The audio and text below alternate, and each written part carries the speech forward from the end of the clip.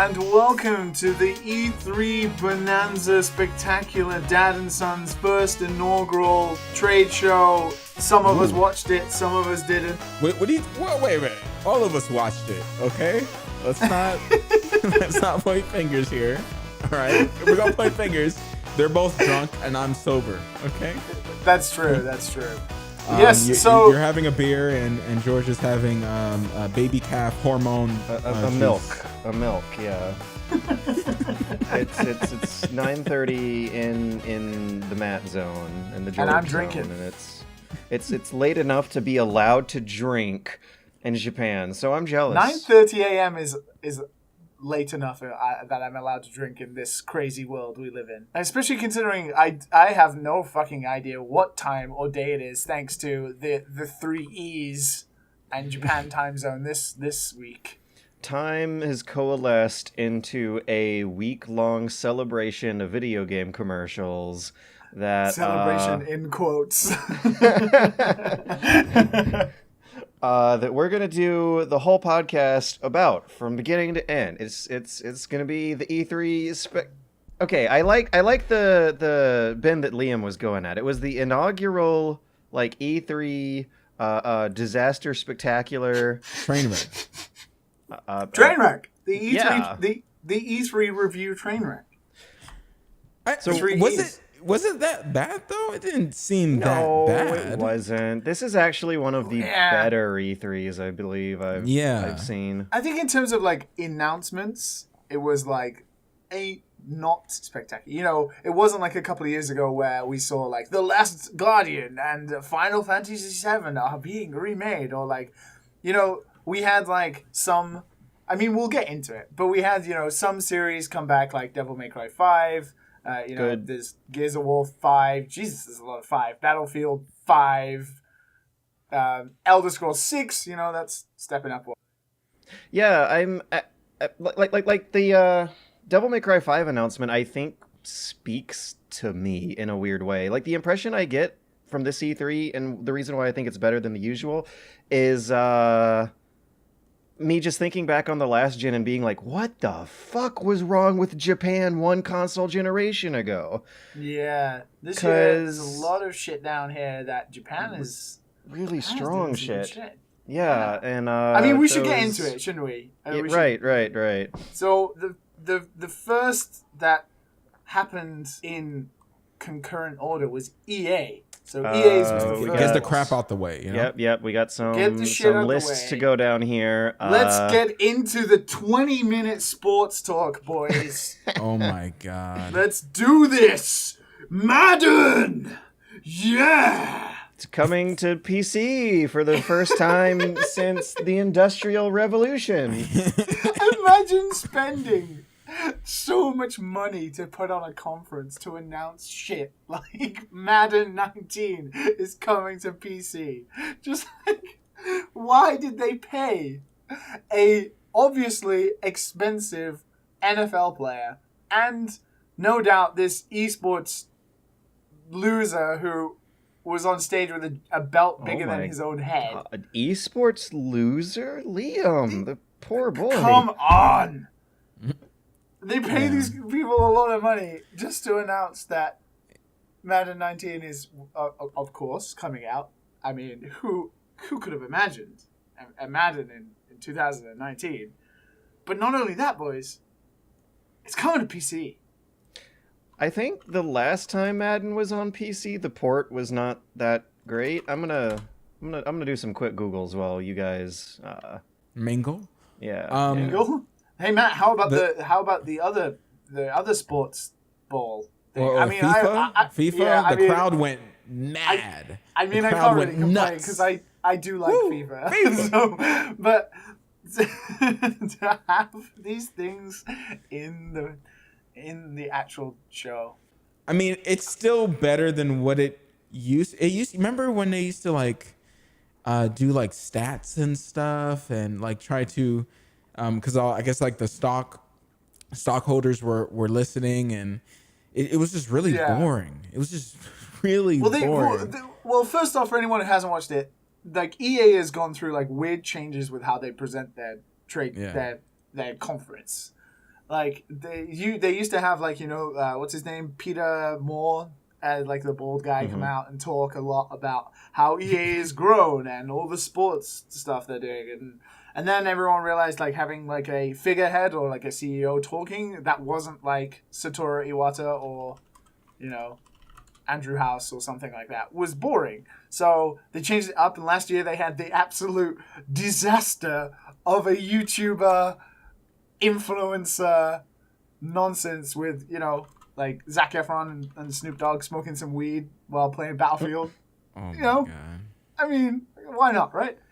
So this year, I forget her name. She's from what Good Games, I think they're called.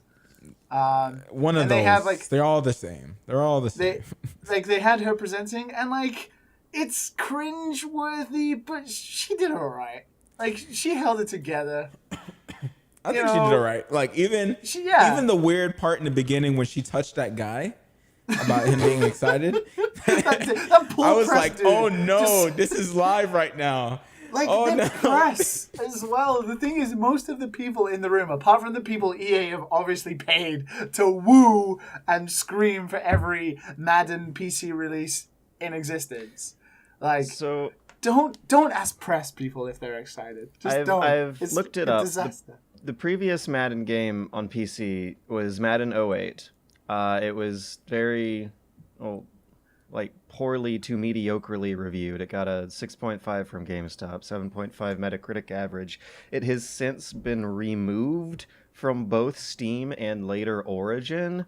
So basically what you're saying, George, is 10 years in the making. Right. They kind of slashed off the roster update game from 10 years ago so that they can relaunch the franchise on a platform they hadn't done a great job of appealing to before. Because there's also some interview quotes from Game Informer from a guy named Matt Bilby, who's vice president at EA, saying that the economics supporting it over just didn't make sense. Apparently, regular, normal for the rest of the world football is so much more popular on PC that EA's little upstart, quirky, unappreciated hero for American football was not able to compete or something. Oh, well. Well, if you like that thing, now you can play it on PC. That was your big excitement. Speaking of major franchises suddenly changing platforms and styles... I wonder how happy the Command & Conquer crowd are right now. They've been through a ride for the past decade. You had a really, really great effort to reboot the Command & Conquer franchise around 2008. CNC 3 was good. Yeah, it was on consoles as well. CNC Red Alert 3 was fine. And now they're bringing that aesthetic and that motif back for a mobile spin-off game? That, like a has people PvP, real mad. Almost like weird MOBA thing. Yeah, intense 1v1 real-time matches featuring rival commanders. You pick a character that has stats and skills and click and drag a bunch of little units into the enemy base. It does kind of look like a MOBA. Like how they had that CGI trailer and then... and they dedicated like another 20 minutes to this as well. Considering like the big title for this year, or well, for early next year is, the thing that came last, Anthem. The way they presented Anthem and the time they gave it, comparison to giving like Madden 19 time, FIFA time, and then Command & Conquer is like a good 15 minutes of them playing it on stage. It's so weirdly formatted, the way they gave the conference. And as we will discuss, some other publishers and developers and other such entities are getting weird with the format this year. Yeah. Getting it wrong, I think, is the way. But yeah, so Command & Conquer is now a mobile game that people immediately were angry about. One thing I do love about E3 is people just getting angry about stuff. Yeah. It's never ending. People getting angry. Because this year.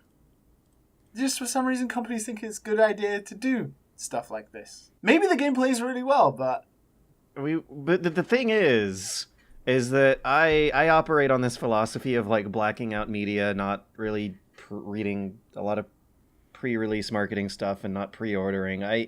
I'd like to hedge my bets for the future. I mean, mobile games do tend to be better suited for RTS top-down stuff. But that's the PC point games. with this. Like, the game itself could be like the best mobile RTS ever, but the idea is that what has happened is they've taken a once dominating franchise of the RTS genre, and they've, not done anything with it in like 10 years. And now they've made it a mobile game that plays nothing like the original series. It uses a hex grid of movement. It's almost a tactics game. Yeah, it's weird because it's like, would you, if you just called this a different name, would it have ultimately sold as many or even more units than the fact that now you have attached it to a franchise long dormant that people will be upset about, that now are going to be immediately turned off? To be fair, Command and Conquer is just about the coolest sounding name for any strategy game you could ever come up with. That's true if it was a series that didn't exist already, but it's already attached to something. They picked the name before any other franchise did. I mean, who is this being sold to, though? Because, like, if you see it on the App Store, Command and Conquer, they're just going to, the little kids that know nothing about this, they're going to download it and play. That ultimately could be true. It's because the name is good. Like they will command things and they will conquer things. Command and Conquer. So then, moving on from that, we had them talk about Star Wars for some reason. Oh yeah, DLC for Battlefront 2. And they announced the name of a Respawn Star Wars game. What is it? The Fallen Jedi Order or something?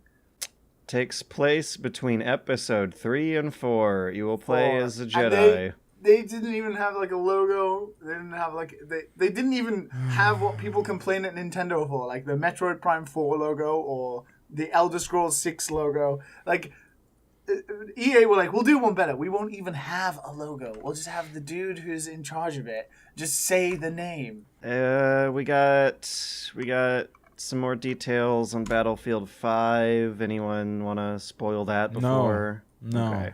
It's got women in it. Oh my god, that's so historically inaccurate.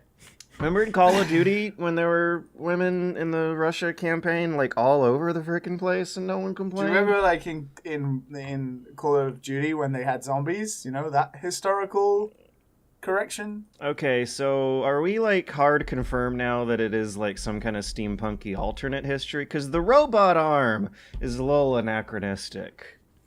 That's the thing is like, what did they say? They said something in it, either on the stage or they said in an interview. Like, I think it was the interview on Jeff Keighley's show afterwards. They were like, they are inspired by history. They don't. The guy outright said, we don't want to be the History Channel. We're making games that are inspired by history. So we will take and play with whatever we choose.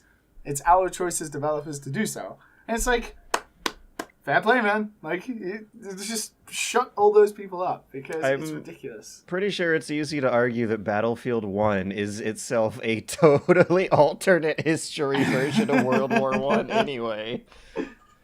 All right, as a basement dweller here and have never had sex before, I for one think there's just too much women in all these games. Yeah. Well, Matt, I'm sorry to make you even more angry. The last game they showed, Anthem, that also has women in it too.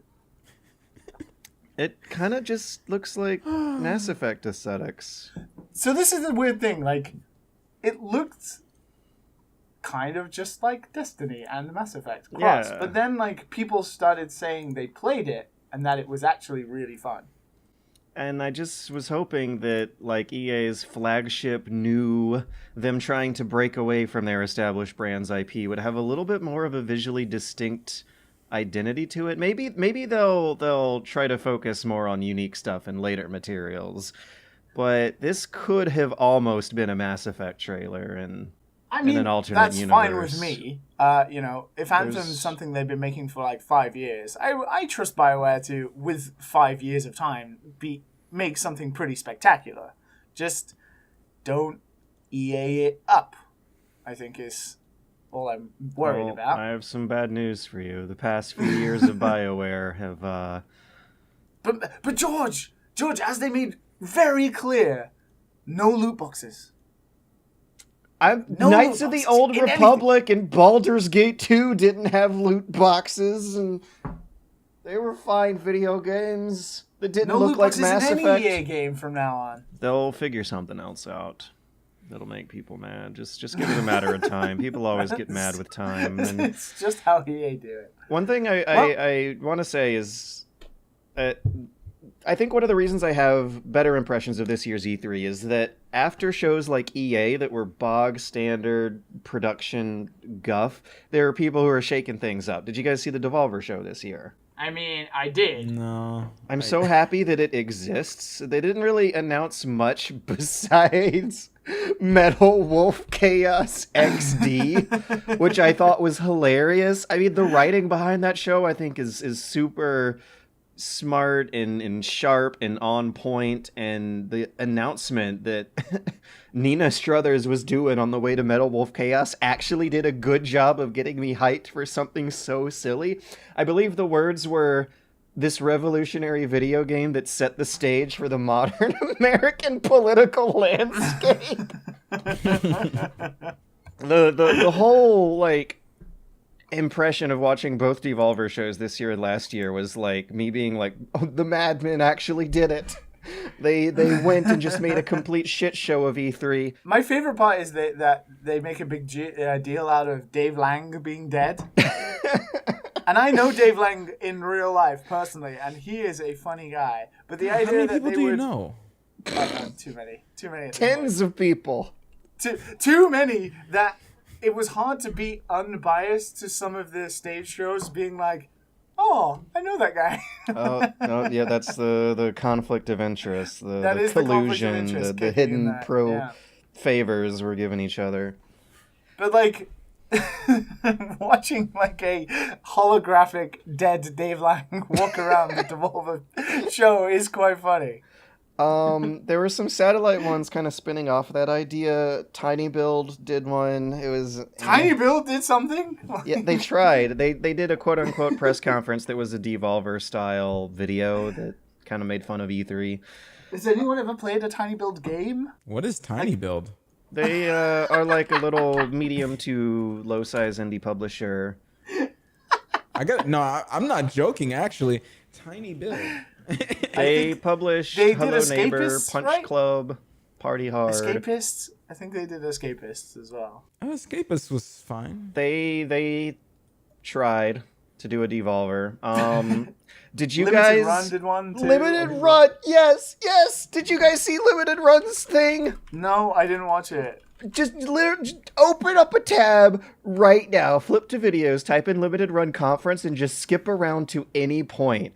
It was so real. They had kind of 2.5D cardboard cutout sprite versions of the speakers who looked like they just woke up that morning and had nothing better to do than record this stuff on a webcam that was superimposed in a 3D environment with like a golf game crowd, like two-dimensional cardboard cutout people in an audience striking poses that they shouldn't be if they're meant to imply how excited they are for these novelty physical releases of indie games, with a MIDI keyboard soundtrack introducing the speakers as they like waddle off and on stage out of sync with where their models in the CGI theater were. It was so good. You can't make fun of this. It's bulletproof. When I grow up and make an E3 like press weird conference, logo, this is like the sort of like 3D controller my inspiration. box. 3D controller box thing? Like they just like their logo, not the text, like the logo they have in the corner for like when they show games. Mm-hmm. It's like meant to look like a controller, but like a box controller.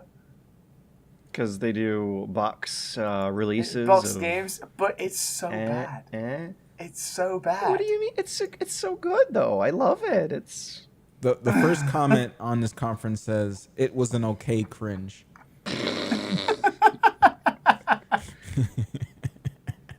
people just don't appreciate okay cringes like I do. These I guys guess. supported the Vita more than Sony did. Yeah, I remember that. When the speaker announced that, there was like JoJo zoom effects with speed lines jamming his face into a camera with the rapid zoom, and his face was like kind of blurry and pixeled out from compression artifacts that were less sharp than the stage behind him, which itself was working with like reboot era CGI stuff. I don't know. I thought it was the cutest, most adorable little press conference video fake thing I've seen in my life. If you're gonna try to do a Devolver, do it like that. Do it with your own style and your own sense of humor, and embrace the limitations of your own resources. That's advice I could give people of a lot of creative fields, I feel. And Limited Run has knocked that ethos out of the park. Just have fun with it, right? Like I guess that's it, right? If you're gonna announce shit, just do it fun. People mostly only care about the announcements. This is why, like, I think overall the Microsoft, the people we're going to talk about now, probably back to a regular did it press best. conference. Just regular ass game after game after game. Like the games wouldn't. I don't know. There were some moments in the Bethesda Conference where people couldn't reach microphones and Andrew WK was real awkward, but we'll get to that one. The Microsoft one had a few fun appearances by Todd, who I believe crept out in the audience at one point, and like it kind of looks like he just started having to give his lines before he made it back to the stage. Anyways, they announced new content for Cuphead. We care about that. Well, Cuphead's neat. They had, what was it, 54 or 64? Like they had like 64 world exclusives, but by world exclusives they meant world exclusive trailer, not like exclusive games. Exclusive to Xbox only. Don't Nod is doing a Life is Strange spin-off that they're releasing for free. Just I mean, that's out cool of if you the like that shit. goodness of Life is their Strange heart and was- to get people to buy Life Did is you play Strange. Life is Strange? I've wanted to. Me and the girlfriend are going to be doing it. We got it free on PSN when we got like Cool. a weekend. Enjoy that We're gonna. cringy- Yep. What? Cringy What's nonsense. Hold on. I'm giving Life it a is Strange chance. is great. Okay, calm your No shit. Okay. way. Cringe. It's like I have never played a game with more insufferable cringeworthy dialogue than Life is Strange. Oh my god. Well, maybe you just gotta don't pass know the how it's cringe like to be curve. a white teen. Okay. And you would, Matt. You would. Absolutely. I grew up watching Degrassi.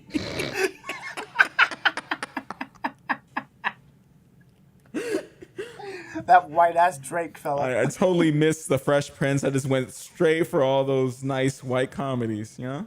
About high school. How terrible it is. I mean, to be fair though, it's free, so you can't. Yeah, really- I think I'm it's good. I think Guessing I this enjoyed thing's it. gonna be like an hour long. There's gonna be like a cute side character with some story that ropes into the main thing. The trailer makes it look more substantial than what I'm guessing it's gonna be, because there's no way they can make something too long and too fancy on the budget of free.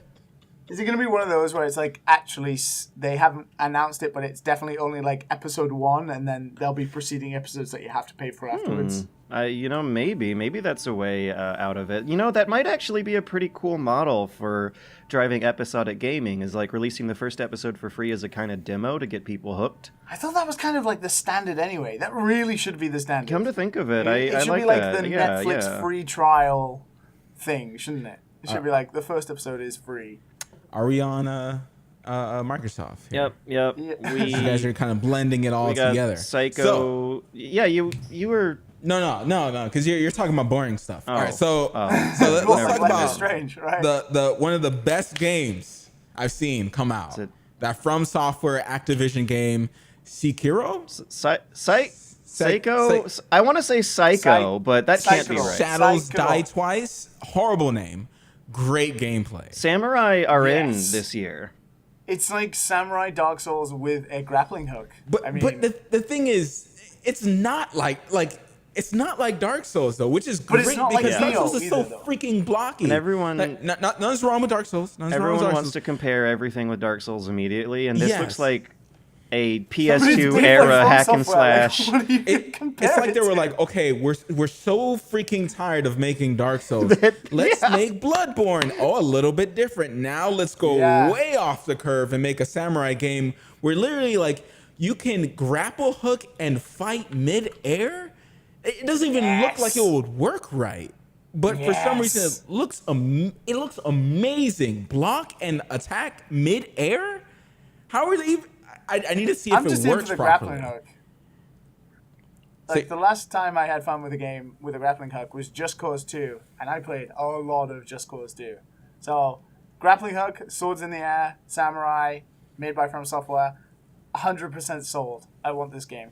Oh, I'm buying it. I'm buying it. Like I've never been actually excited from a gameplay trailer in a while. That looks really good. It's like the same way. Like if they can land it, if it actually plays how it looks, it would be great. And it doesn't. It's not unfair and broken.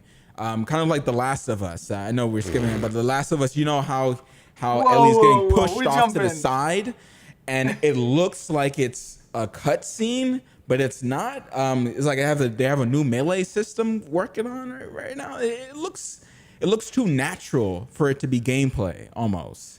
So I'm wondering if those are the two games where I'm like, okay, they're actually doing something different other than, you press forward, you walk, and you attack, and that's the attack animation, and you have a second to block it. Like, I don't know, everything kind of feels traditional with a lot of these games, and these seem to be like the games that are like kind of pushing the boundaries a little bit to like freaking gameplay art form almost. If it actually plays like that. You know the bits in Dark Souls 3 when it kind of opened up into like when you went to that village and it kind of had like big open spaces? Yep. And like the forest as well, where you have these sort of bigger open areas in Dark Souls and Bloodborne.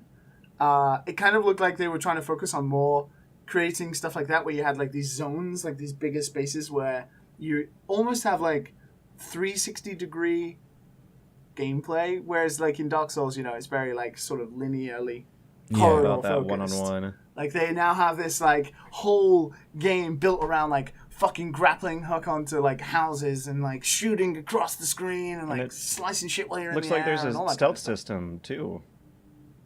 Like you see him sneaking a lot of rooftops and stabbing people unaware. And I think this don't get confused with the other samurai game, which kind of looks like the regular type of action adventure. You mean It doesn't God really of War? look anything. Wait, Neo 2? No. So the many other samurai game. games. There's another samurai game. Oh, Ghost of Tsushima. Oh, sorry, I'm skipping ahead to Sony. All right, Well, I think that's the PlayStation one. We'll get to that. Sekiro Shadows Die Twice. I'm not going to say that every time. I think Sekiro... From Software Samurai. It serves as an example of what I was talking about. Like, what the fuck was wrong with Japan last year? Because they've been doing Souls for, like, 10 years now. They've finally stopped making the same game all the time, which is fair enough. They were always good games. But this Japanese developer finally seems to be able to have the confidence, the capital, and the financial security to take risks, break out of their established mold, and try new genres. And, later on in the Sony Conference, they showed off a VR first-person historical horror thriller. Yeah, it does... Speaking of From Software games that aren't Dark Souls, that is not Dark Souls at all. They are branching out, and they're going hard now that they've finally gotten all the souls they want out of their system. I'm happy because it looks like they're actually going to make some good games. It looks good. So Matt, how do you feel? If a developer is always pushed to make the same thing over and over again, you get Metal Gear, and then when they finally breach out, they get like the insane game like Death Stranding, right? We're jumping into Sony too much. We are. And I have an important question for Matt. Yeah. How do you feel about the Funko Pop themed mobile game spin-off in the Gears of War franchise.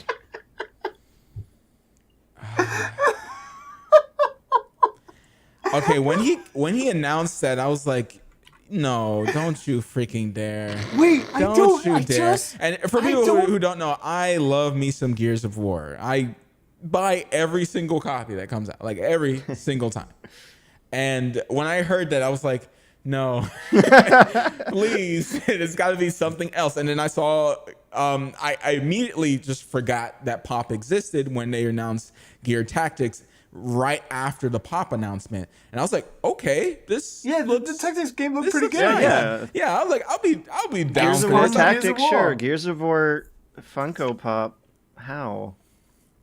Yeah, I don't like. What I don't understand is the meeting that must have taken place where they were like, right, we have this cool looking Gears of War XCOM Tactics game. That looks great. And then we have Gears of War 5, right? And it's going to be this huge announcement. Yeah, they started really low. We got a new Halo. We got a new Halo coming out. That was a CGI trailer. So it's like Gears of War is like our showpiece Xbox franchise that no one else will have. And we got the 5th one coming. See, let's shove a Funko version in front first before we announce well, yeah, that. I'm pretty sure he's like, okay, we have to do this. We have to put that in the beginning. Because everybody was like, what the hell in the audience? And then Gears of War 5 came out, like, people lost their minds. Because the thing about when a Gears of War is announced, every single time there's gameplay. From what I can remember, every single time they announce a Gears, there's a big chunk of it that you can watch. And they show it right there on the show floor. Which I just can't believe they led with the Funko Pop game. And I think you want that at the end. Because you just. Yeah, maybe they don't want to leave on a bad note. Gears of War 5 is out, and it'd be like, oh, also check out this mobile game. Whereas they were like, it had the Gears of War logo. It was like, it got everyone so fucking hyped, and then it was Funko characters. I think I think they did the best way though. They started off with something really just like no one cares about, and then they kind of built up to the Gears 5 announcement, which I don't know, man. I don't know how many Gears they're gonna keep making, but yeah. Well, at least they're like doing spin-off sequels and not gonna make the same. Yeah, the same thing over and over again. I mean, spin-off Funko game. Oh my god, you're killing me. I wanted to say that, like, I like spin-off sequels, and that actually seems to be another big theme of this year's E3. You previously noticed that, like, some of the established franchise from the last gen are reaching into the numbers of 5 and 6 at this point, but at the same time, they're also getting all of these spin-off sequels, which I think is a better direction to go in than just doing the same damn genre all over again. In tactical turn-based strategy works like really well for the Gears of War brand. Later on, we're gonna have some weird stuff going on with the Elder Scrolls that gets a little bizarre. Actually, I think now might be a good time to transition over into Bethesda's show. Wait. What did we miss? What did we miss? Devil May Cry 5. 3, man. What's wrong with you? Oh, yeah, it's got a Cyberpunk. Pirates of the Caribbean. Oh, yeah, and Cyberpunk, yeah. I don't know. Cyberpunk showed no gameplay, so I don't know. They had a hands-off demo behind closed doors. It was still there. And supposedly the hands-off demo, everyone came out of it. Literally every single person who I have seen or have read who played, or not played, watched that demo, said it was mind-blowingly good. So I love that trailer that they showed. Like, the music, the aesthetics of it, like, really get me. There's such a diversity to how the characters, like, visual style and anatomy. Like, there's these... It felt weirdly like Sunset Overdrive to me. Everyone has, like, their own style, and it almost looks like a gritty 90s Dark Horse comic book come to life. Like, that shot with the taxi driver, I guess that's supposed to be, like, a sick taxi driver freaking out over these like cyborgs in the back. I really love that one. It's fun to just, look these at. Assassin cyborgs in the back of a music car. The taxi is great. He's just like talking to them. But you also had Devil May Cry 5. Yep. Which we have mentioned. I want to be super biased and say one of my very dear friends, one of my best friends, Matt Walker, is the producer on that game, and he came on the stage and like a proud dad. I was so happy to see him fucking rocking the stage. So that was cool to see Devil May Cry 5. It's wacky. Devil May It's Cry got old 5 Dante. is It's got old man Dante. they just Crazy- are continuing as if crazy nothing Uncle Dante. happened. Just riding his bike in, you know? Just They like crazy. apologized on stage. That was very interesting. I'm so sorry for DMC. I'm so sorry. Like spelling it out almost. I mean, the Yeah. idea was to reboot DMC for a more Western audience after DMC 4 had failed to meet sales expectations because of perceived incompatibilities with Western audiences when Jesus. it didn't. Which is weird because I will forever feel like that the Ninja Theory DMC was a good fucking game. I mean, you'll make some people angry about that. Yeah, like aesthetics aside, doesn't matter what like it looked like. That game played really, really well. However, it didn't even sell as well as DMC 4 did. Oh my god. So But DMC 4 was a good game.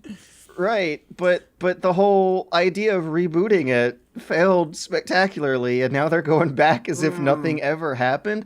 Ever happened. get- And like that's what they said on stage, didn't they? Like Itsuno-san, like, and Matt kind of said, like, this is the DMC fans have been asking for, and like DMC is back. Let's forget about that totally other thing that Microsoft also bought Ninja Theory and have announced like during this press conference as well. But yeah, DMC's back, baby.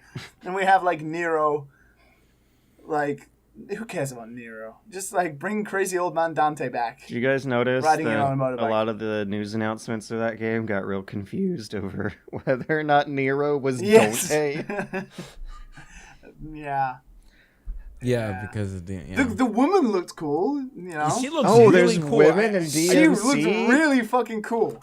Oh, Yeah. because that's never been the case before in like pretty much every other game in the franchise. No, but she was awesome.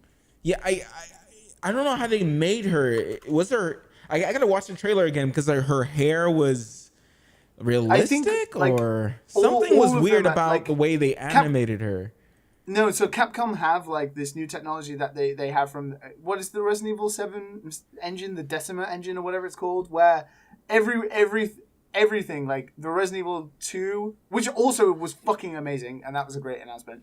But the way they use the engine is they fully scan in people's bodies, like with the face and everything.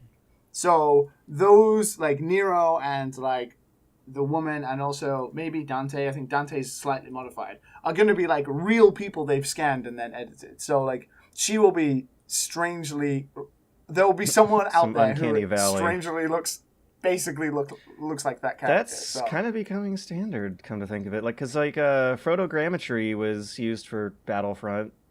Photogrammetry for facial acting was a big deal in MGS5, and They've just used it since their kitchen demo for Resident Evil 7, where they had Pete Fabiano, like they scanned him in, and he was like that douchebag camera guy. there are Like they've been scanning in real people who even work at the Capcom office and stuff like that. There are into it. lots So- of reviews of David Cage's Detroit mentioning how much they look more like acting performances than video game character models. Oh, Yeah. shit. So get ready for Uncanny Valley stuff over the next couple of years, because everyone's face, even in like the new Call of Duty, everyone's face just looks a little more more real real. than usual. A little more Uncanny Valley. Yeah. And then obviously we had Ori, Metro, Halo. Metro looks fine. Halo Infinite. I Metro don't know if looked I great. like that Halo subtitle they're doing. Halo, obviously, Infinite means it's going to be a game for like a service game that you're going to play multiplayer, Infinitely, battle forever. royale, infinitely. Not that it takes place in the sky and has racism. Ori is one of my favorite games. Yep. It's- I was it's thinking up of there you with for that one Hollow too. Knight, and it is part 2 just looks like they went nuts, and I am That artwork excited. looks incredible. That art, I will admit, that art. Look, I haven't played the first Ori, but the art Oh. direction for this second one, how have they animated that? Photogrammetry. Of real life rabbits.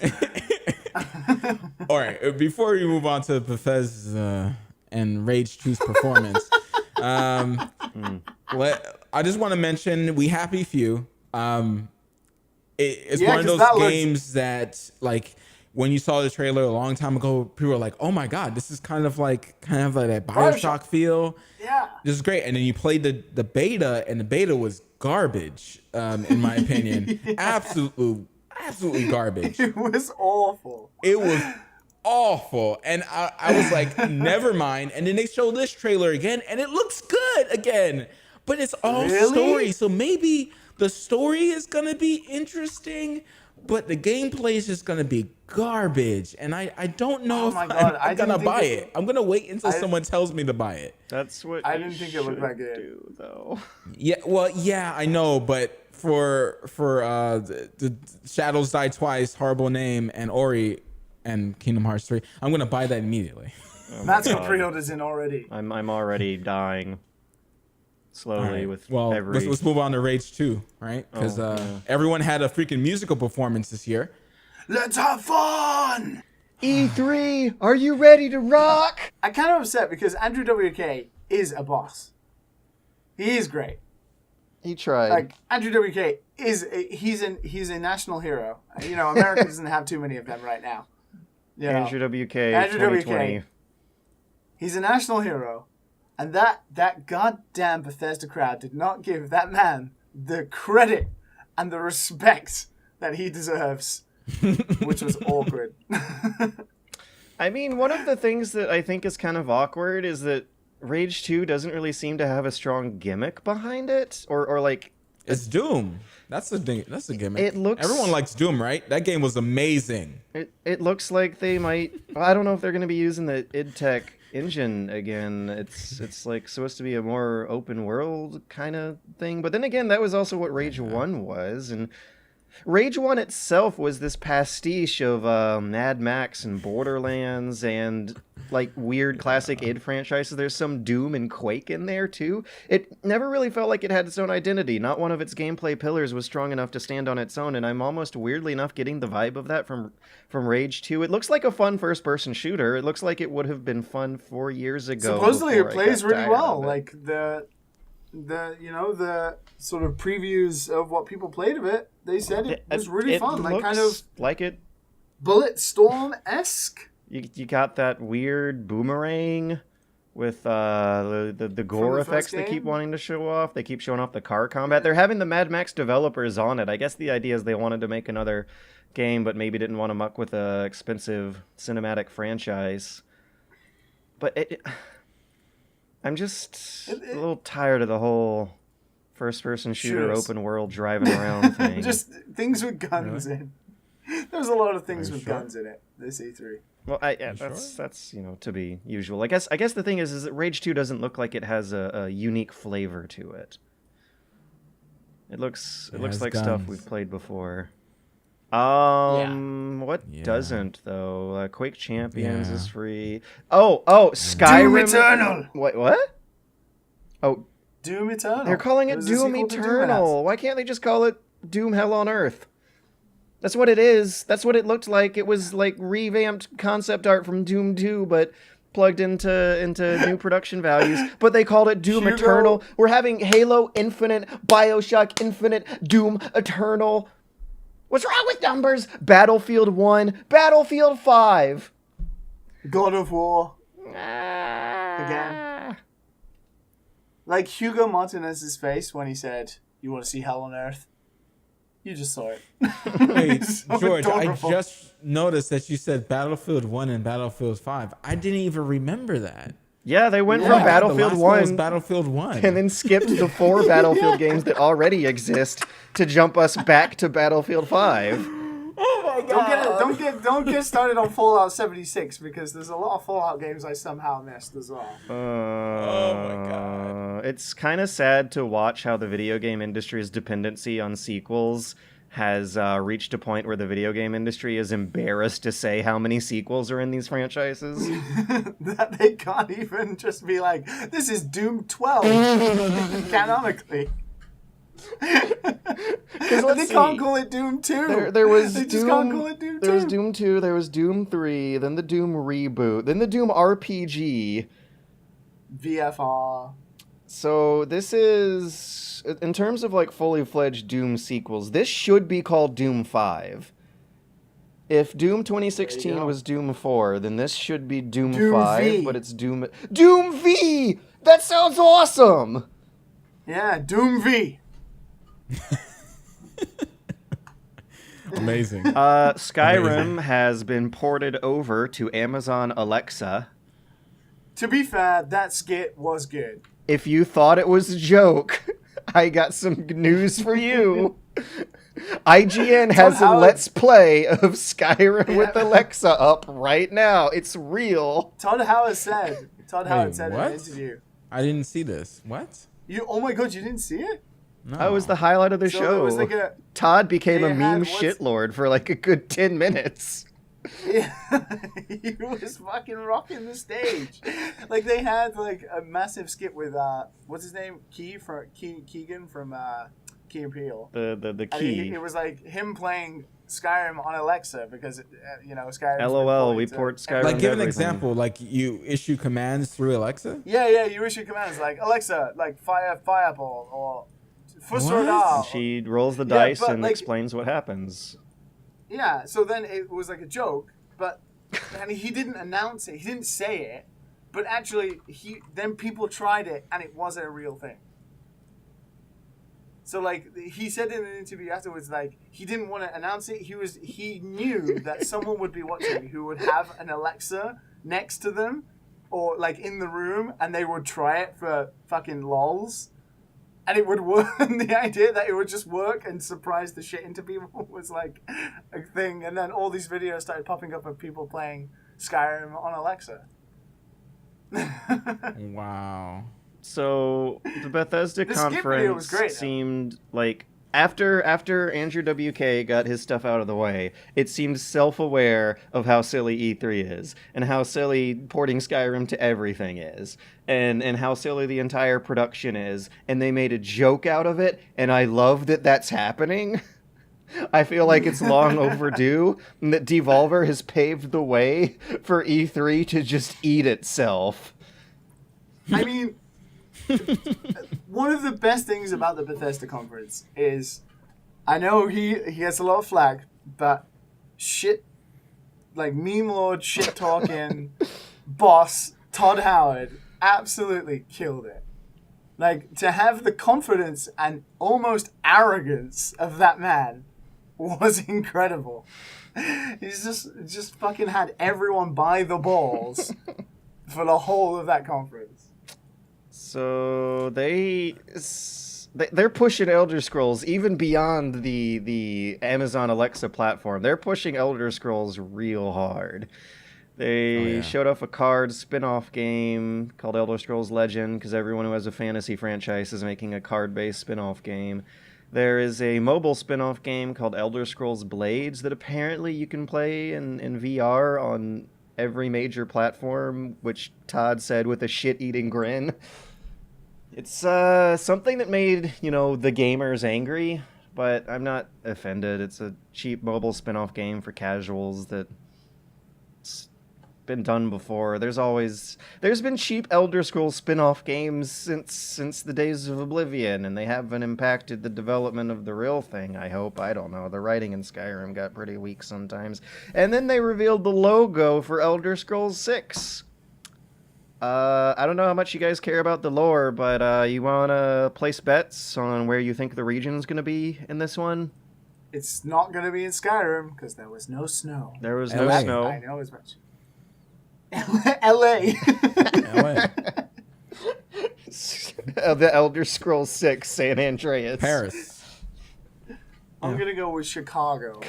Post-global warming Montana. It's like a thing. I mean, we now, have West Virginia in the game, so. Far Cry, Assassin's Creed. It's just like, oh, name the location. It's a fun, I guess, audience participation, word of mouth advertising scheme that they've roped us into. Vote on your phones now. I want to say I put this down on Twitter and I misspelled it hilariously, but I wanted to say that I predict Somerset Isles.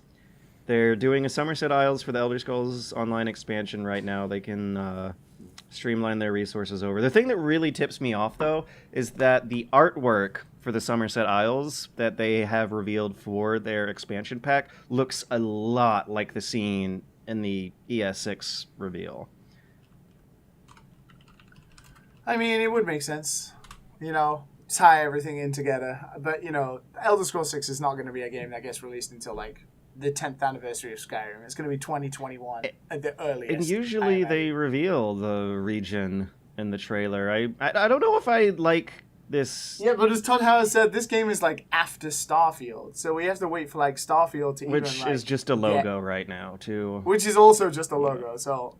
Yeah, I don't think we're going to see Elder Scrolls again for at least another 2 or 3 E3s. But it was so great seeing Skyrim get revealed with in-engine pan-throughs of the towns and look of what combat actually looked like in the final version of Skyrim, which released a mere 6 months, I believe, after the trailer reveal. It's going to be weird knowing that Elder Scrolls 6 is coming for a 4-year window. I don't know. You can walk sideways. Because if you can walk sideways, then it's an Elder Scrolls game, yeah? Yeah, up mountains. Yeah. Wolfenstein. But speaking of, yeah? I mean, yeah. There's spin-offs. Wolfenstein is getting spin-offs too. I can't tell right now if Wolfenstein Youngbloods is going to be a spin-off or a full-fledged, end of the trilogy sequel. I'm going to guess spin-offs based off the premise itself. Yeah, they did make it look like Wolfenstein 3 Youngbloods, It's also not like Wolfenstein the New Generation. We got Wolfenstein the New Order, Wolfenstein the New Colossus. I'm assuming that the whatever game is going to actually clear out the trilogy will be the new something else. And I'm guessing they're going to be... George, what the fuck have you written here? What Wolfenstein Cyberpilot is a VR spin-off sequel in which you play as a hacker who jerks into Nazi robots. Yeah, you jerk into the brain frame of the Nazi robots with your VR headset. Jackson, not jerks. Matt, do you like jerking into brain frames? I sure do. When I'm not playing Hollow Knight, I'm jerking in.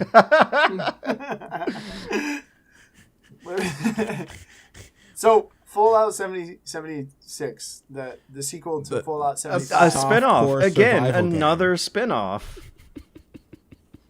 That's what's written here. Softcore survival. Why is it softcore survival? That's what Todd said. You linked me It's literally what he said. It says softcore survival. He did. He said softcore survival. Oh, on stage he said softcore. He did. He literally said softcore survival. Also, on stage. I wonder what kind of what it looks like. All right.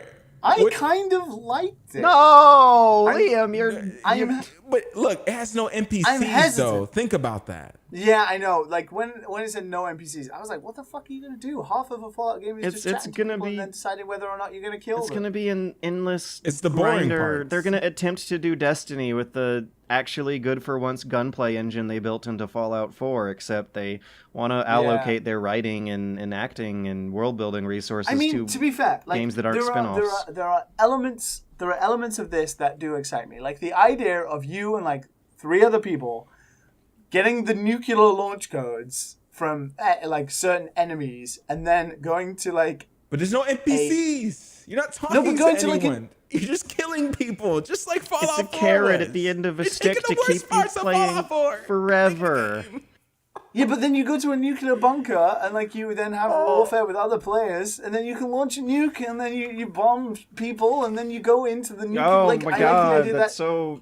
I like no. I like the idea that the nuclear bomb isn't the end goal. That's what I like. What I like is it's not just it would be so easy to be and then you bomb the enemy, and then you start again. I like the idea that you bomb the enemy, and then you risk everything to go into the nuclear fallout to scavenge for their materials and stuff like that. It kind of turns it into red I zone like from the that. Division. That's really cool. Or Like, that whatever is they cool. called it. Like, it would be so easy to just be like, nuclear bomb is end game, wipe everyone off the map, kill the server, start again, right? That would be the easy way out. But the idea that you can, like, bomb them and then risk your own, like, equipment if it's kind of, like, broken or has, like, cracks in it or something, to go into the nuclear fallout and scavenge for materials and fight off, like, radiated enemies and stuff like that, that's pretty cool. From a design standpoint, that sounds like a cool thing. How long that entertainment will last or how frustrating the nuclear fallout might be, I don't know yet. But it does sound pretty cool to me. Especially in terms if, of like everything else, like the base building and shit, especially considering like your bases can get fucked up by like death claws, that I'm not into because that would just frustrate the fuck out of me. Like, I've built this really nice base. Oh, it's been attacked again, and I have to rebuild it. That doesn't sound like that fun. Terraria. I think I saw one comment that nicely summed up this style of games. They compared it with Dust and Rust in and Dust and Rust, huh? They framed it as a sandbox kicking simulator where half the thrill is like making other players have a bad day. I hate other players, so I don't know whether that'll be fun because they'll just make my life a misery, or I'll get a chance to do that to them. I don't know, like the idea of like the nuclear bomb thing does sound exciting, but the rest of it, I don't know. I still don't know, guys. I don't know either. Are we just gonna skip Ubisoft, by the way? Well, let's see. Assassin's That's Creed next. Odyssey. It looks Luckily, exactly that like was what next. you'd expect. Beyond Good and Evil 2. Apparently, it actually has Jade in it. It's not a prequel before her, unless it's supposed to be her mother or something. They've been weird about where in the timeline it takes place. And she looked like the villain in the trailer as well. Yeah. Which looked weird. And it's a prequel Jade where she's evil. Intriguing. I will wait until reviews. For Honor is getting a starter edition that's being distributed for free these days on Uplay. I don't know if you should fall for it because Rainbow Six Siege had a starter edition that was not the great way to play the game. Yeah, but if it's a way that gets you into playing the game, isn't that a good idea? For them. Because otherwise, if the idea is you either buy it and never try it because you don't want to spend the money, or you pay, or you get the free starter edition, and like you like the game a little bit, then you would buy the main game. The starter edition for Rainbow Six Siege was basically the regular edition of Rainbow Six Siege, except they prolonged the grinding it takes to unlock new characters to unreasonable extents. And the people I know who bought it did not get into the game through it. It failed on them. They saw the grind and they became discouraged and did not want to keep going.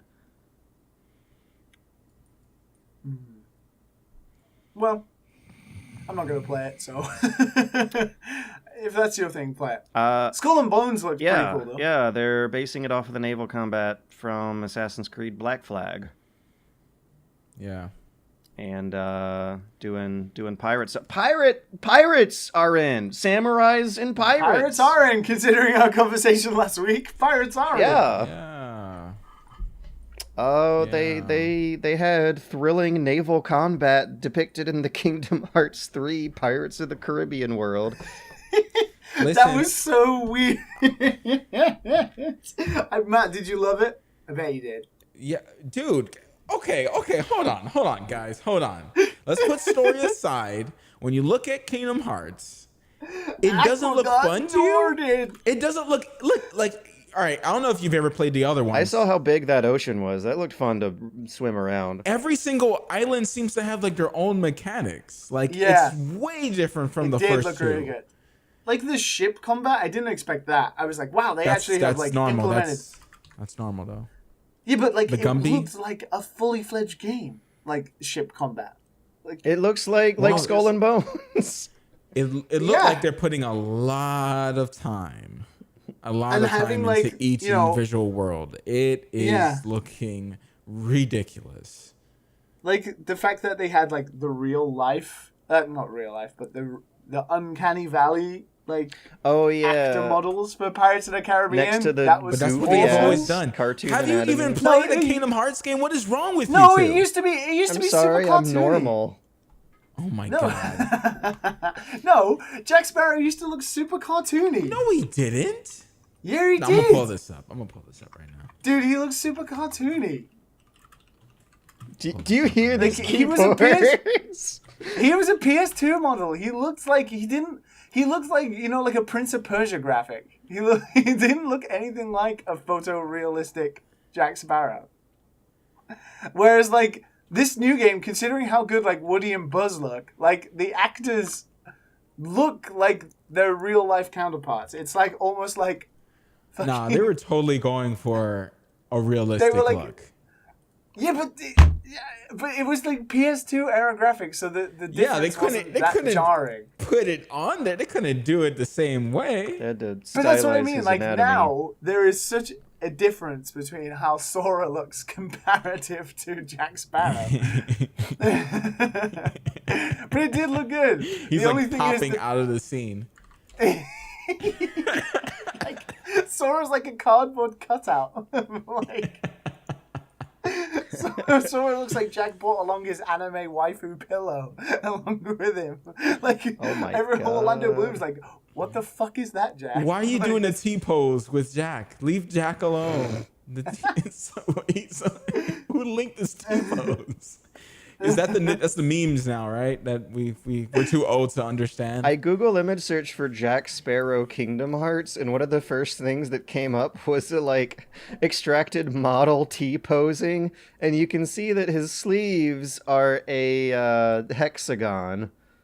That his boots are like perfect cylinders at some point on his legs. The face looks. I don't know if I would say fairly realistic, but maybe enough to differentiate. They were them going from, for. Yeah. That's what they were going. Like compared to the rest of the game, when you went to Pirates of the Caribbean, they were obviously going for a realistic look. So it's not that big. Like when they went to Final Fantasy, yeah, goddamn it, Kingdom Hearts 3.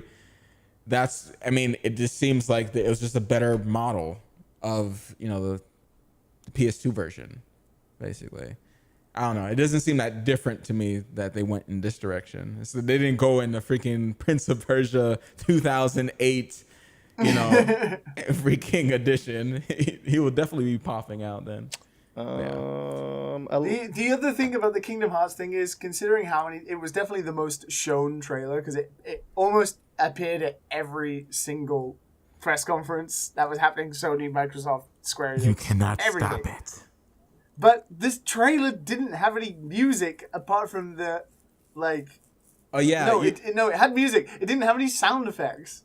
No, you heard them was walking so and you just heard awkward. like they're panting. It's so weird. It's so freaking like it's obviously not finished. It's so obvious it's not finished. It's like they just recorded it directly from the game or something, and they forgot to add like something to it to make it not seem so weird, because that's probably what you would hear if there were no sound effects or music going on. Elijah Woods announced a VR game. Wait, where are we? We're trying to wrap up Ubisoft, and for some reason we're talking about We were Kingdom talking about Hearts. Kingdom Just Hearts, skip it. which- Just skip it. No one cares. Okay, let's see. Sony. Hey, whoa, The Crew whoa. 2? Oh my god, I can't No, wait to play that Starlink. game. I can drive Starlink a looks freaking cool. plane. Starlink looked cool. It had Star Fox in it. Yeah, That was Ubisoft cool. is pushing That's those Nintendo Rabbids connections hard. Woo. It looks Yay. good. Okay, so yeah, if we're moving on to Sony, we got... Oh, there's a new Trials my game God. too. I thought you just Trials. said to skip it! No, that was Matt. Oh, so Naughty Dog, they released some gameplay. Yeah. The Last of Us about 2 that. looks like The Last of Us 1. There's Wait. smooching. Okay. You know what? You need to stop. There's You need to present third-person this properly. stealth. Okay. For people who have Light missed the Sony crafting Conference, elements. they had everyone was inside of a church tent and whatnot, That they- and then they cut to the same tent inside of the game. Yeah, they wanted It was everyone great. to get creeps. Yes. And The Last of Us 2 looks way better than the first one. But I'm Did I'm look just, very good. whatever. The thing that we should kind of address is that we had to wait like 20 minutes until the rest Yeah. of the conference. So yeah. Speaking of other conferences that tried to shake things up, Sony decided to be bold and avant-garde this year. There were no hosts, just a guy in a hoodie who played an instrument inside of a weird church building that they corralled everyone into for Was he one meant to trailer. look like someone from The Last of Us? Like, he just looked like some sort of hobo. who started playing He the just banjo. wandered in from the street, yeah. Didn't they say they were going to do multiple like areas? Did they just like quit on that after the? No, that's what they made it sound like. But then it was like the Ghost of Tsushima stage was the one that had the big screen. With the So they were flowers. just like, we'll just fuck around in this church and then we'll go to the Ghost of Wow, Tsushima. they really put their love into Naughty Dog's game there. Jesus, that whole stage just for them? That's ridiculous. That's Can we just quickly talk about the animation in The Last of Us 2? It's amazing. How is that even real? It doesn't look Wait, what do you real, mean? and I think it's not real. Okay, what do you, I don't there's get no it. What are way you talking it looks about? that I don't know. good. I don't know because like I think it was somebody from Crystal Dynamics who's working on the Tomb Raider games, like he was like the animation director or something, and he got like massive shit for being like it's fake, and then like everyone gave him shit for it because then Naughty Dog responded with like here's how we made it thing. And it turned out it was like I don't real, know if I quite know what you guys mean. Like, there's a lot of procedural, like, smart animation going on between the players' button Dude, when inputs, that guy but has like an arrow fired you at kidding me, him and he George? like no flinches. Didn't The Last Are of you Us 1 kidding? have like a simpler version of this No. kind of system? No, this in Uncharted, you've seen some of this type of stuff. Yeah. Even like seeing But in nothing Rockstar like games, they this. pioneered that No, stuff. this Like no, when she no, falls this, and hits the side of the car to dodge out of the way of the melee, like it just doesn't look right. It looks like it was all. This is like reactionary yeah. animation. Like this is like being hit on a certain part of the body rig, and then everything else responding in animation to where you've been hit. Even objects inside of the area, like it's ridiculous. And like that guy when he gets like hit by Ellie, and then he like flinches when she fires an arrow at him, and you can see his like face scrunch up like in slow motion and shit like that. Like it's so reactionary to wherever it's being hit on the body. Which or something seems like like that. the next iterative high-tech step of the whole Euphoria Well, that's dealio why that we're talking Rockstar about started it. with That's why GTA we're talking 4. about it, because this is like the first time we've seen it. So this is why we're talking about it, because Okay. what This is other like- game has done something like this? I just named Like exactly. You animation- just tossed out What? Uncharted. It doesn't look like this though. It does not look No, like there's it's different. certain, like when you're Yeah. fighting inside of the bar in Uncharted 2, I Okay. think you can absolutely see that it's freaking stuck. You're stuck to Hey, individual guys. like areas of the bar. I literally don't know what you're talking about because I went to 8 minutes and 53 seconds of this E3 demo and saw Ellie's hand teleport from one pose into another. Like, it doesn't. I'm not seeing. This looks like. Maybe- this does not maybe look like we saw bullshot it- to me. Maybe we Rick- saw it for the first time. We saw it, and the emotions were high. Yeah, you're just hyped. You know, the enemies were calling each other's name as they got killed. Like maybe the emotions were too high. Okay, Someone They- called No, no, David like- Cage. I am not a big fan of the first Last of Us, so I wouldn't give this the praise unless Ladder I of the truly game. thought. Yeah, I am skeptical. I am more There was convinced an that From animation Software's game analysis. looks exactly how it's being played than The Last of Us, because it just seems weird to me, especially Like, when a she guy fights the last made- person and it guy slows down made to an- kill him. Yeah. So in A guy Max made Payne an 3, hour-long when the last animation person analysis. dies. Of it. No, go Oh, on. to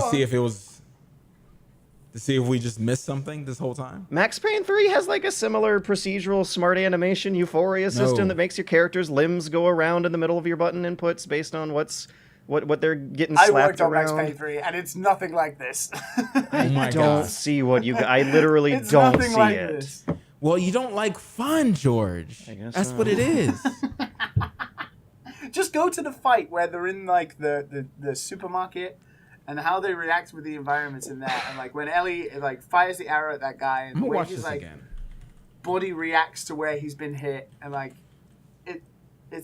it's like reactionary. When Ellie yeah, shoots a lady in the rips. face, there's no bullet hole, and she kind of like thinks a minute before getting down on the ground.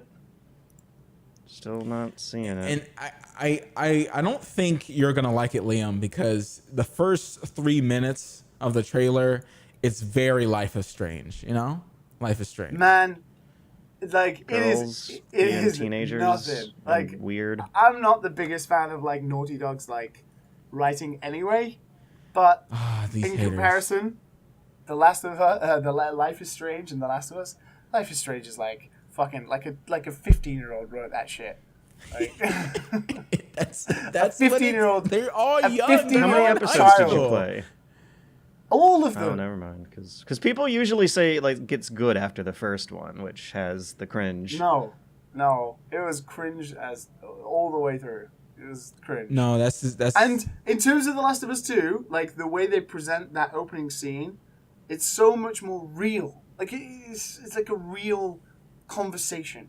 Whereas The Life of Strangers is like, yo, dude, waggity, waggity, wag, whoa, whoa, whoa, I'm so emotional. Oh, God, I'm so music. I just like this cringe. It's awful. Whereas The Last of Us 2 is like a real conversation between three people. All right, like- George, go to 6 minutes and 40 seconds when she obviously tries to dodge out of the way and she hits the car. Oh yeah, okay. So she like has an AI to her rig that makes it look more convincing when you dodge into a wall. In GTA 4, when you were like pressed up against handrails, Nico would automatically grab onto the handrail and you didn't have to press anything for Oh it. my George, God, no. George! All right, you know what? Forget it. I'm done. I'm done. I'm done. There All will right, be what is more- next? there With will the be- pod? Oh, okay, with the topic. All right, let's see. What is next? Let's see. Ghost of Tsushima. Let's go to Ghost of Tsushima. No. Kingdom Hearts 3 also got announced here. Let's talk about that for a while. We've done that. We've done that. Oh, okay. We've done The that. Spider-Man looked neat.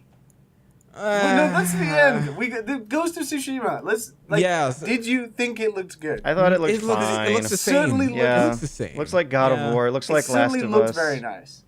It's all the same. What? It doesn't look like It doesn't Last look of like The Us. Last It of just Us. looks like It has an that- open world samurai game. It doesn't look like it's doing anything different. It has it's just a that different rule setting. of thirds, over-the-shoulder camera, light stealth, What? hack and No, it slash, doesn't. beat Like, to it. What? What? Like you put in brackets on the thing, God of War, but literally there is a fight scene in the game when the character moves out of the rule of third, and then you have like this samurai showdown, almost like Metal Gear Solid 4, fucking Liquid versus Snake on top of the like hangar submarine thing in the sunset, kind of like versus Mortal Kombat based thing, like. That game looks like you can like move into zones and then move your character in like a 3D space. It's not always continually over the It shoulder. reminds me of For Honor. What? Yeah, Oh my when God, he's you're like slashing throwing the Last of Us, common For enemies Honor, in the God very of War. beginning. Like all these games don't look anything like the samurai game. What is going on? We're gonna be beating on George for the rest of the E3. Ooh. I think. I don't know if George is trolling. I can't tell.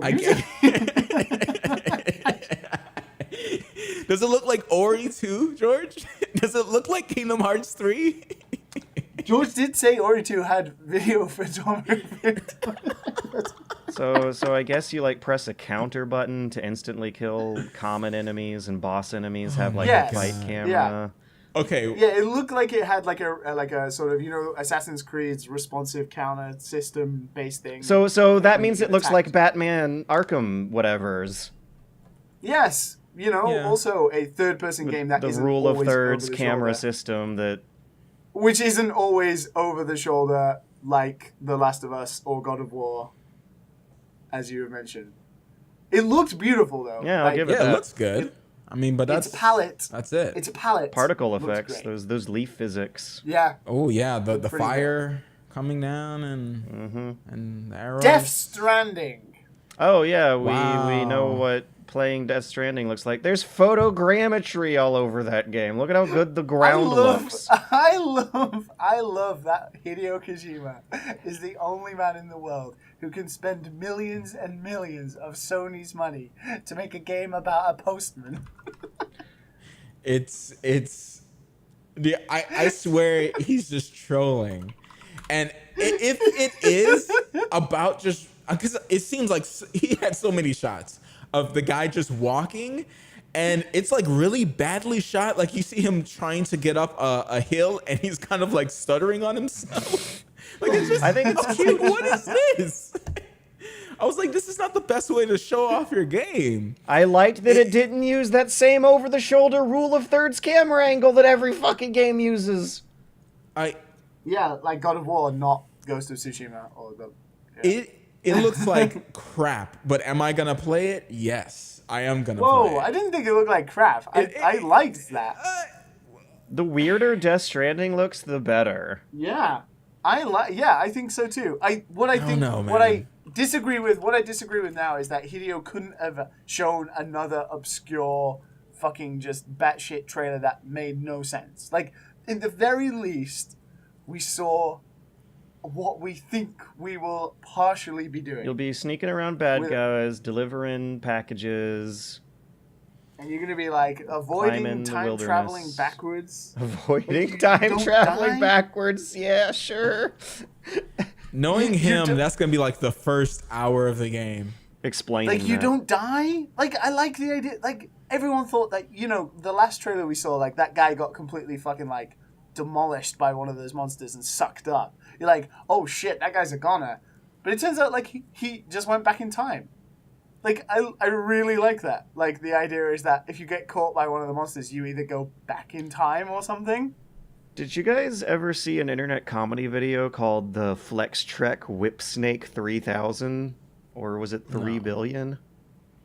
No. Get a tab of YouTube open and type in Flextrek Whipsnake and watch it and the Death Stranding trailer back to back. I'll put a link in our Skype room here at the Dad and Son's office. But Flextrek. Here, I'll link us and I'll put a timestamp down. The ultimate back. Oh my god! Yeah, do you see it? Is it just me? Oh my god. We know where Hideo's got his creative design. Death Stranding is just a cheap, lame rip-off of the Flextrek Whipsnake. Oh my god. You can do it. All right. It we like mentioned snake backpack. the From Software first-person VR horror-esque thing. Derancini. I don't know. Liam, you're from Europe. You know how accents work, right? How do you say this? I can't remember. I thought someone said like Derakin or something like that, or I don't know. It's French. So Derek. You know, we've butchered French on the show before. Let's not try again. The Resident Evil 2 remake looks exactly like that what looks it amazing. Should. Yep. You got that was like surprisingly. I had no idea that when E3 ended, that would be like in my top 3 of what I actually wanted to play. Explain that to me. Like why are people so high for it? Resident Evil 2 is a great game anyway. You know, I really like that game in the Resident Evil series, but also it's like, it's not, you know, they announced it like 3-4 years ago and everyone thought it was just gonna be like a HD remaster of like Resident Evil. Yeah, like our remake. With the tank controls. Yeah, like RE remake, you know? They're gonna do tank controls, it's just gonna be like HD graphics. But they've started from zero. They took the Resident Evil 7 engine. Well, there's a lot of 4 in there, it looks like. That's the thing, is they completely remade everything, and instead of having tank controls like in Resident Evil 2, now it's a Resident Evil 4 style, which is fucking great because Resident Evil 4 is a fantastic game. It's a Resident Evil 4 style survival horror, which RE4 like itself Resident Evil was 7 a departure from. Wasn't like, yeah. So it's like if Resident Evil 7 was made like Resident Evil 4, that's what Resident Evil 2 And I don't know if you guys remember what a lot of the beta trailers for Resident Evil 4 looked like when they were kind of going through the iterations of how they wanted it to play. There was a lot of material from before the RE4 release that ironically looks like a lot of the material in the RE2 remake now. Wah! I mean, there is probably some sort of genesis, but I watched the sort of 17-minute like gameplay they had, and it had all the traditional sort of stylings of a Resident Evil game, but it had like the atmosphere of Resident Evil 7, which is by far the scariest Resident Evil game for sure, like the actual survival horror type, and it's got Leon Kennedy in it. Kennedy's he's great. A baby in this one. I know, he looks so adorable. What is this supposed to be? 1999? Yeah.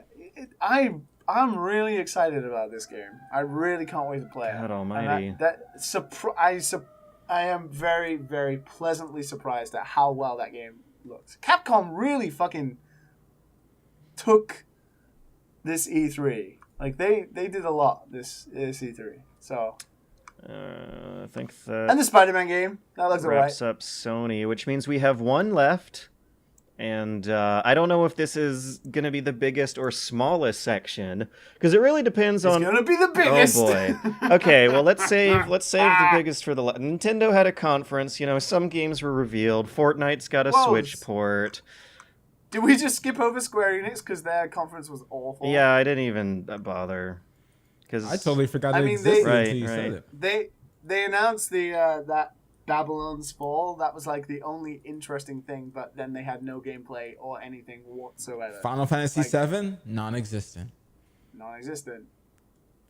Whatever. And Tomb Raider, okay, that's coming out next month. That's cool. I mean, anytime I hear about Square Enix's Western subsidiaries, I just get a little sad.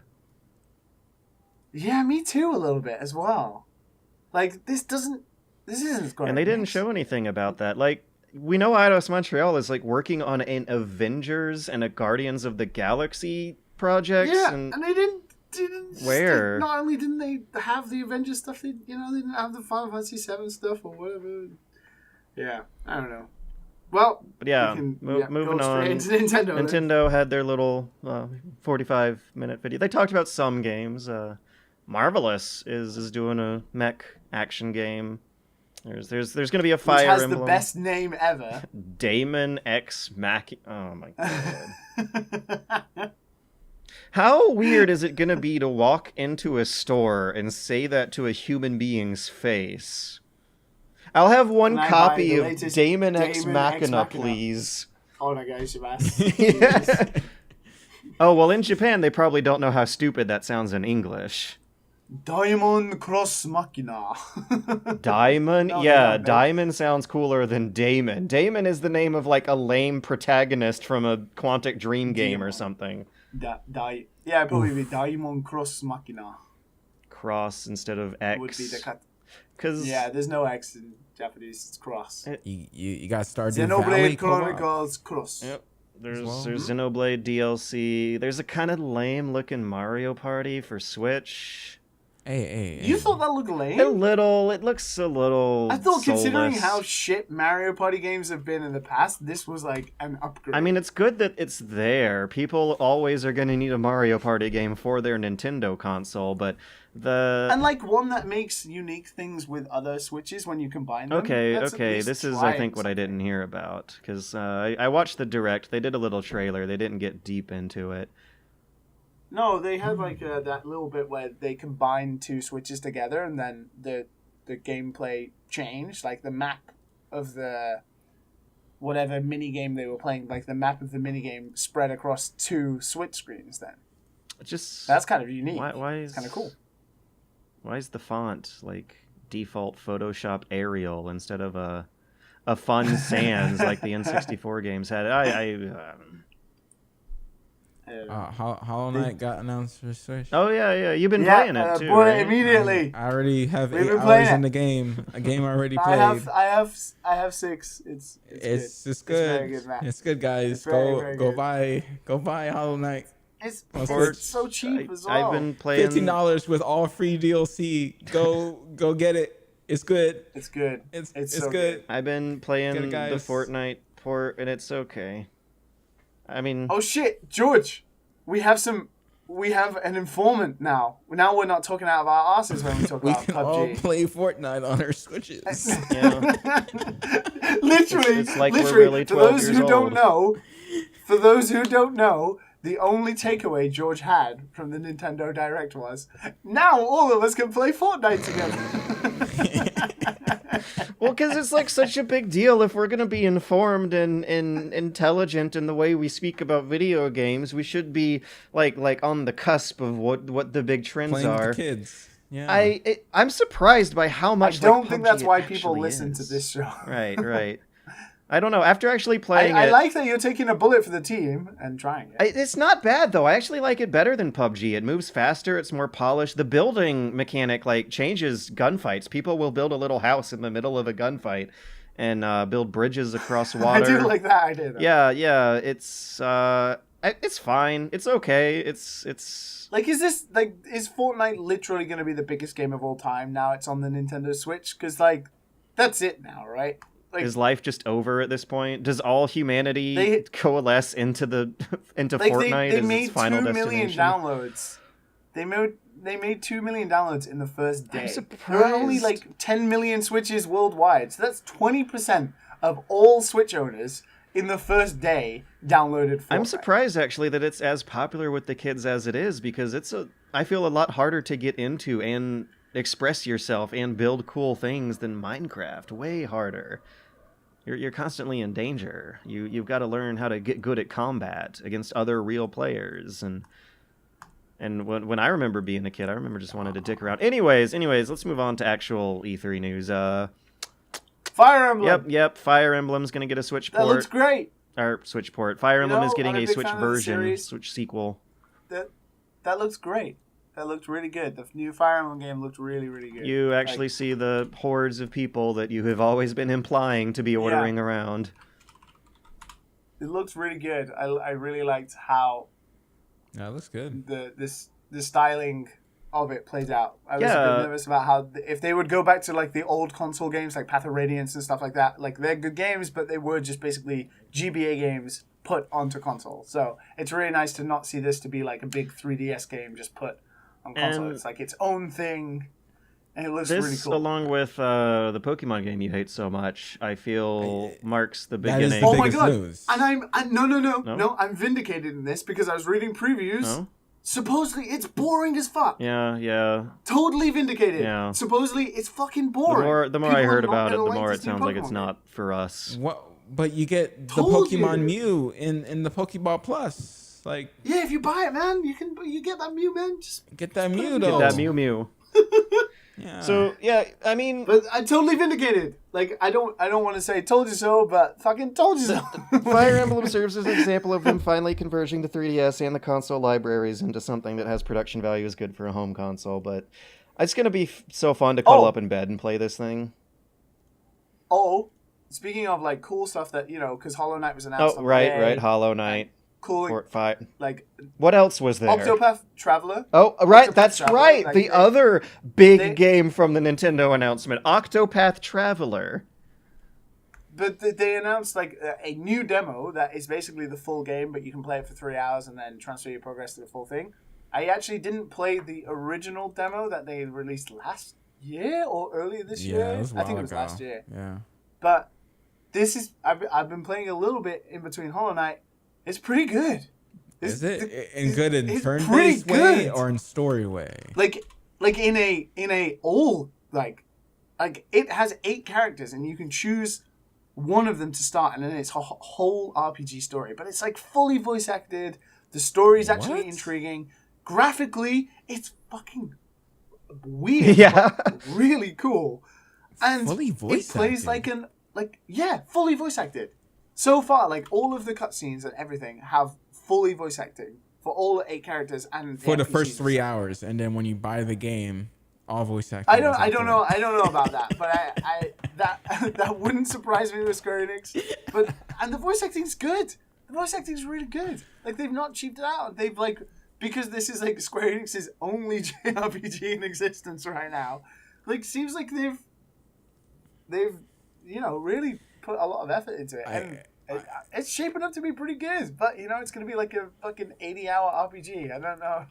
For the 3-hour demo, I got time for that. I don't have time for the I know I'm in the 80-hour minority game. here, but if it's voice acted throughout the whole game, Oh, no. I might actually give it a try. because Yeah. I mean, so far, it's pretty damn good. The story is good. So Nintendo, I'm highly, highly impressed. Nintendo had another little game they wanted to wrap up and get out of the way before they ended their, another spin-off sequel without a number at the end of the title. So thanks for turning up, Nat and George. This is time I take over. Is this just gonna be Liam's pretty much fantastic smush hour? Wait, you don't?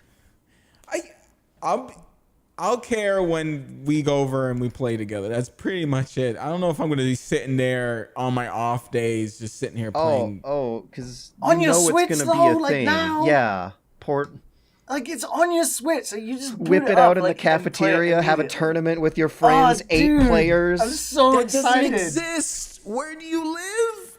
Where do you live? In a place where people aren't going to steal my Switch out of my hand. Yeah, very true. Very true. I work 10 hours. I play in a shifts. place where Okay. I play in a place where kids will probably turn up to play with me, and it'll be safe. Whereas you guys, if you bust out your Switch in a cafe, you're more than likely gonna get it stolen from you. Don't catch me stepping. So Sakurai-san has thrown his arms up in the air, said, "Fine, geez, I never want to make Smash again." Decided to port over a lot of the content from Smash 4 into a new engine for the Switch, which might be Unreal, in addition to every single other character that has ever been in the franchise.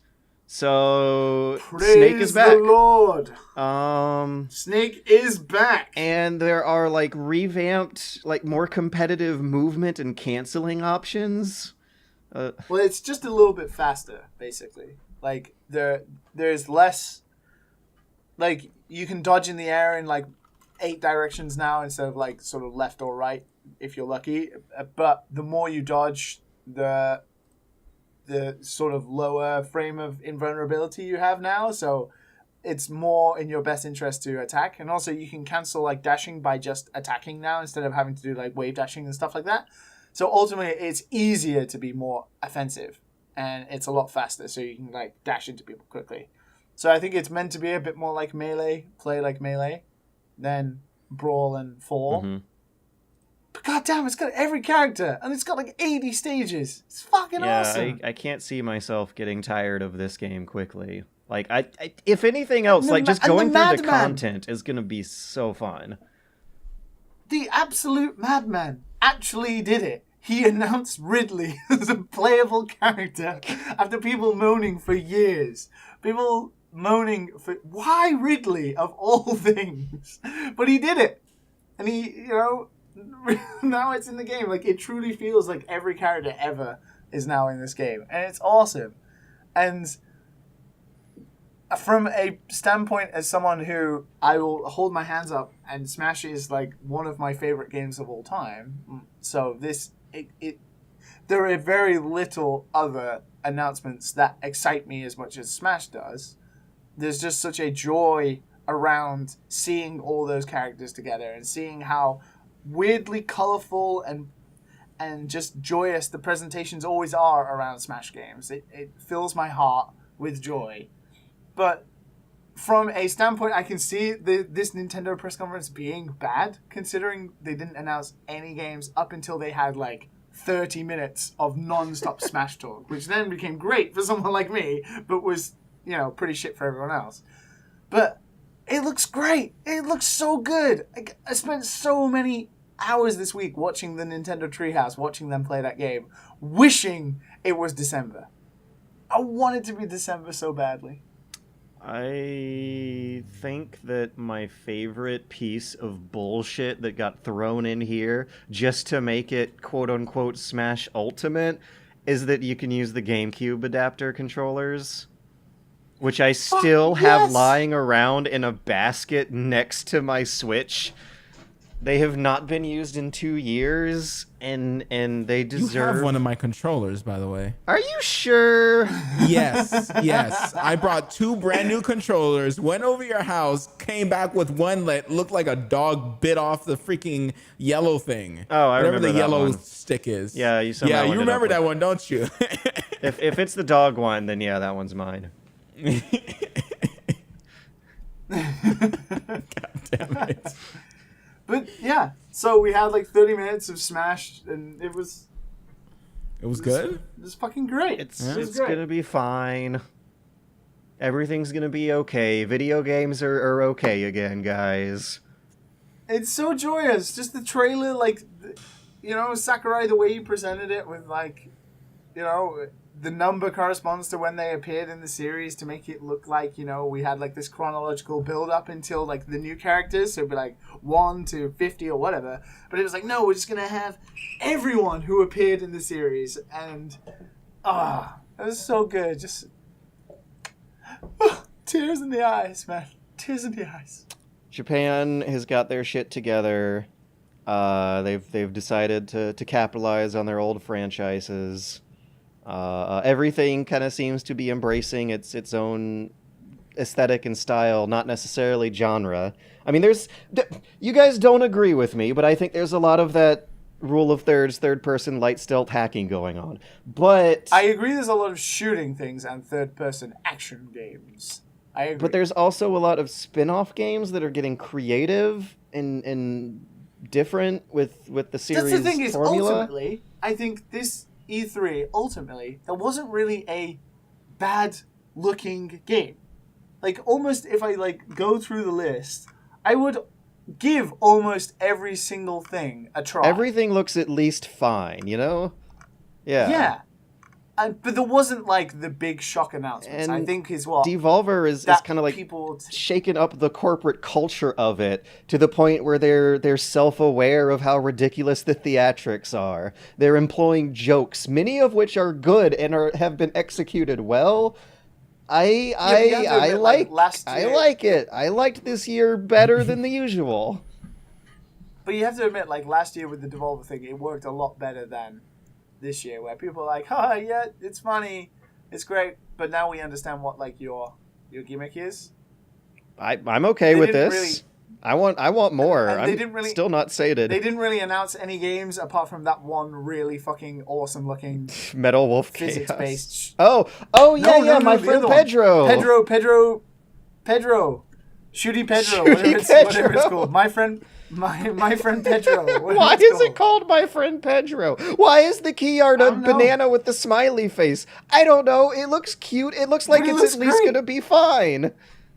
Dude shot a frying pan up into the air and then, like, shot bullets off the frying pan into people and kicked a skateboard in a dude's face. Like, I'm down for that. It is. Matt, did you see that? No. Matt, check it out. You'll quit love it. your job. Yeah, let me go do that. Quit your job. Let Just play this. No, Matt, seriously, check it out. Like, it's right up your street, I think. What, the Devolver Conference? My Friend No, Pedro. just this one game. My friend Pedro, whatever it's Why called. is it called Wow, this is that? racist. This is racist. What am I looking at? I wanna watch the thing again. It's like Yeah, Banana it's called My trailer. Friend I Pedro. remember. There he goes. Yeah. He's- Oh my god, what is this? What the heck? Oh my god. This is ridiculous. There Pedro goes, shooting up the bad guys, saving the day or something. He's running on top of a barrel that's like sliding down a hill. Oh, and there's the skateboard scene. He just kick flipped a guy's face. He just kick flips it into a guy's face. Wow, this looks really good. Fucking Interesting, right? awesome. Like, yeah. what genre It looks does this really fit good. in so far? It's side-scrolling action, but like bullet time with weird, fancy Physics-based choreography. Nonsense. Yeah. Like, how do you control it? Like, Yeah, I intrigued. don't even like, get. They might not be showing a mouse cursor.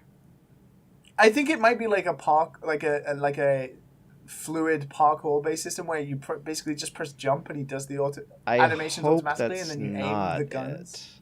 it. I mean, I hope there's ample that would opportunity be- to make mistakes and screw up.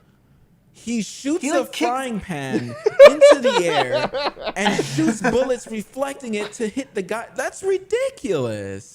He kicks a gasoline can into a basketball hoop, and then as it falls out of the basketball hoop, he shoots it and explodes everyone around. So yeah, Smash was real cool and everything. The Last of Us 2 But my has friend- animation my that's friend impossible, but my friend Pedro stole the show. His game My friend Pedro, officially you are the my friend, Dad and Sons and the Pedro. Dad and Sons inaugural episode.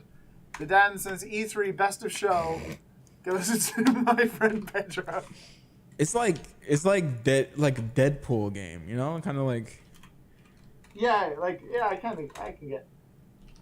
I can see what you mean. It just, I don't know, it's just goofy to see this. Wow, okay, yeah, I might have to play that. Yeah, it looks pretty good. Yeah. So, final thoughts. Final thoughts on this. I'm not E3? gonna breathe How again about- until my friend Pedro comes out. Starting now. Oh, we forgot to mention Destiny's 2 new expansion. You mean Anthem? What do We they- already talked about I Anthem. don't Yeah, care about Destiny. Anthem's the new Destiny expansion, Oh. right? What about Hitman 2? That's gonna be fine. I bet. Days Gone. What about Days Gone? Yeah, Days Gone, guys. Devolver, you Good. better put this video game toy out. Yeah, Soul Calibur 6. It's coming out, guys. Get ready. I can't Get, wait. get ready. Incredible Fighters is coming on Switch as Oh, well. Archangel Neo 2, Hellfire. Control, Flops.